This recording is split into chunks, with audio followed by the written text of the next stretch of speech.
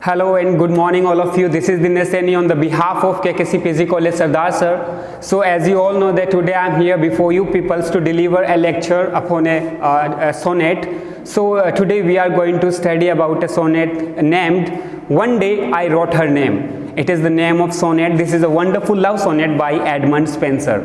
So very first of all we would like to I would like to tell you about something about Edmund Spenser. So Edmund Spenser was born in 1552 and he was died in 1599. So he wrote a love sonnet, and the setting of the sonnet is, we can say it's a romantic setting of the sonnet, and we can call it a love sonnet. As you can see on a blackboard that on a whiteboard, that what is the name of our sonnet? One Day I Wrote Her Name. So what happened in this sonnet? Let's start with the text. And so before telling you the text, I want to ask you a question. So guys, can you please tell me what is sonnet? Actually, what is sonnet? Yes, of course, if you know this thing, please comment on it. So I tell you the definition of sonnet. Sonnet is a 14 lines poem having particular rhyme scheme. Sonnet is a 14 lines poem having particular rhyme scheme. It means the sonnet today we are going to study, we are going to read, it contains 14 lines. So let's start the text. One day I wrote her name upon the strand, but came the wave and washed it away. So in this sonnet what is happening, I want to tell you that the poet who is the lover, the poet who is the lover. So इसमें basically हो क्या रहा है friends कि एक जो lover है वो अपनी प्रेमिका के साथ एक बीच के ऊपर जो है वो बैठे हुए हैं. सो ये क्या कर रहा है, लेट्स सी.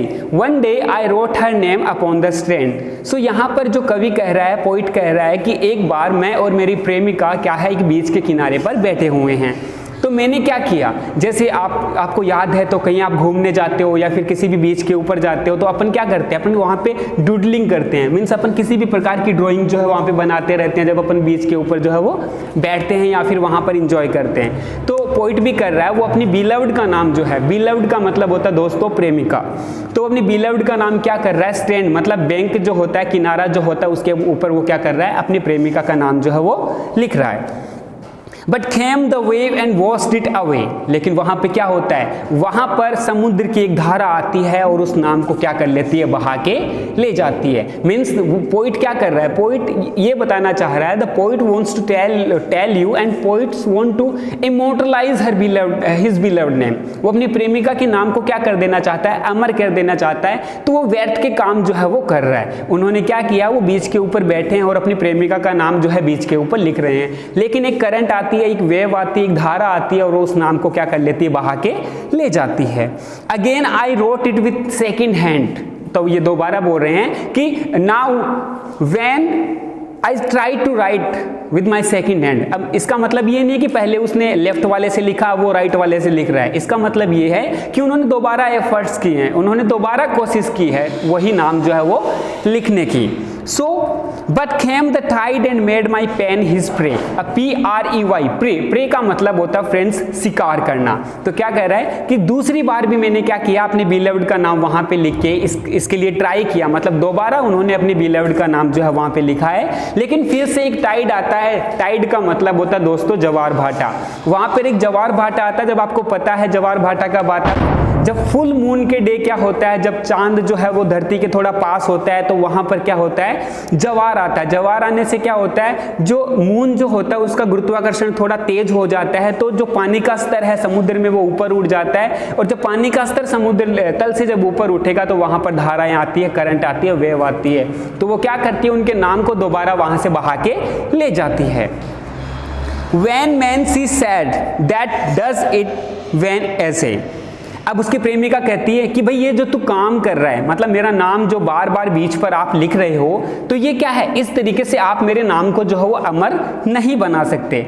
मीन्स आप ये सब काम जो है फालतू में कर रहे हो, वैन में कर रहे हो. Immortal things so to immortalise, मतलब एक जो नश्वर चीज है उसे अपन क्या इमोर्टल नहीं कर सकते। कहने का मतलब ये है कि एक ऐसी चीज जो जिसकी मृत्यु जो है वो निश्चित है, उस चीज को अपन क्या नहीं कर सकते, इमोर्टल जो है वो नहीं कर सकते।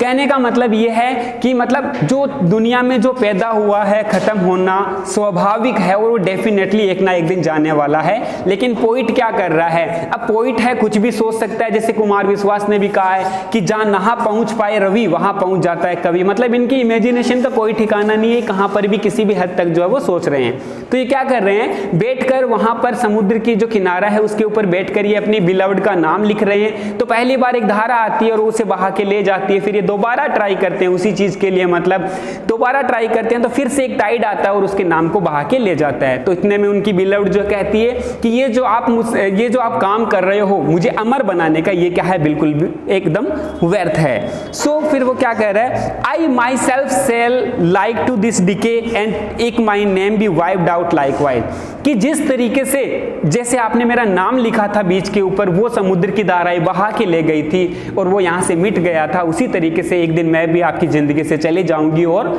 इस संसार से खत्म हो जाऊंगी, मतलब मिट जाऊंगी, डिके हो जाऊंगी।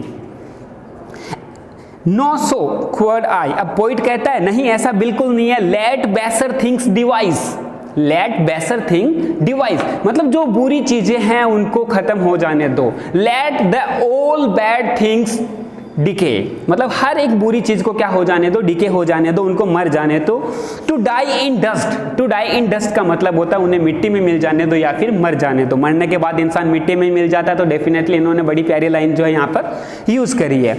But you shall live by my fame, लेकिन आप हमेशा जीवित रहोगे। कैसे, क्योंकि मैं कुछ वर्स लिखूंगा, कुछ गाने लिखूंगा, कुछ लिरिक्स लिखूंगा, उन लिरिक्स के माध्यम से क्या है आपको बाद में तक जो है वो याद किया जाएगा। My verse your virtue shall eternise, कि मेरे जो शब्द है, मेरे जो गीत है या फिर मेरी जो लाइनें हैं जो आपके गुणों के बारे में है, वो आपको क्या बना देगी, अमर बना देगी। And in the haven right your glorious name, और मैं आपका प्यारा सा नाम जो है वो कहां पर लिख दूंगा, स्वर्ग में लिख दूंगा। स्वर्ग में नाम लिख देने का मतलब ये नहीं है कि वो मरने के बाद जाके स्वर्ग में लिख रहा है, इसका सिंपल सा मतलब ये है कि वो उन अपने बिलव्ड के ऊपर कुछ लाइनें लिखेगा जिसको मतलब जन्म जन्मांतर तक जो है पढ़ा जाएगा, तो उसकी बिलव्ड को जो है वो याद किया जाएगा और इस तरीके से वो क्या हो जाएगी, फेमस हो जाएगी। Where when a death shall all the world subdue, कि जब क्या होगा, मैं उस वक्त तुम्हारा नाम स्वर्ग में लिख दूंगा, आपका जो ग्लोरियस नाम है वो स्वर्ग में लिख दूंगा। जब डेथ क्या कर रही होगी, मौत क्या कर रही होगी, पूरे के पूरे संसार को कवर कर रही होगी। our love shall live and Later Life renew, और हमारा प्यार जो है वो हमेशा हमेशा के लिए इस संसार में क्या किया जाएगा, याद किया जाएगा। So friends, this was a wonderful love sonnet and I already told you that the setting of the poem, the setting of the sonnet is a romantic setting, we can say. It is a love song written by Edmund Spenser, who was born in 1552 and who was died in 1599. So thank you very much for attending this class. Thank you very much.